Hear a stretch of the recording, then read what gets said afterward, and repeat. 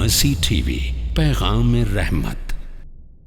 حبیبہ بنت ابی سفیان ام المومنین رضی اللہ تعالیٰ عنہ ایتھوپیا گئیں، ایتھوپیا حبشہ۔ ان کے شوہر عبید اللہ بن جہش انتقال کر گئے۔ دوسری روایت بھی ہے، وہ بیان نہیں کروں گا میں۔ اس کے بعد اب یہ تو ابو سفیان کی بیٹی ہے۔ ابو سفیان رضی اللہ تعالیٰ عنہ بعد میں بنے ہیں، وہ فتح مکہ 8 ہجری میں، لیکن ابو سفیان کمانڈر ہے۔ وہ ابو سفیان اتنے کٹر دشمن اسلام کے پہلے تھے، پیارے نبی صلی اللہ علیہ وسلم نے اپنے کٹر دشمنوں کے اندر گھسے اور پیار محبت کے ساتھ دل جیت لیا۔ سردار کی بیٹی سردار کے پاس رہے گی۔ بالآخر ایتھوپیا حبشہ کے اندر نجاشی بادشاہ تھے۔ کیا ہوا؟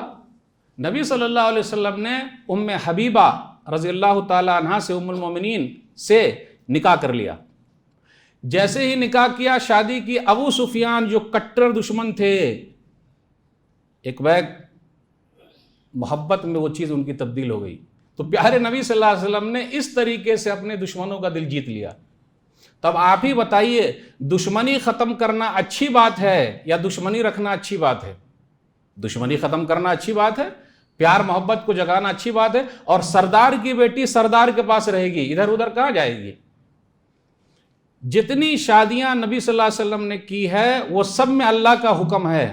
اور ہم مسلمان مانتے ہیں جو قرآن میں لکھا ہے، جو حدیث میں لکھا ہے، کوئی مانے یا نہ مانے، ہم مسلمان 101% صحیح مانتے ہیں۔ اور جب اللہ راضی، رسول اللہ صلی اللہ علیہ وسلم راضی، تو ہم راضی ہیں۔ کسی کو اعتراض کرنے کا کیا حق ہے؟ اگر نہیں سمجھ میں آ رہا تو پوچھ لے۔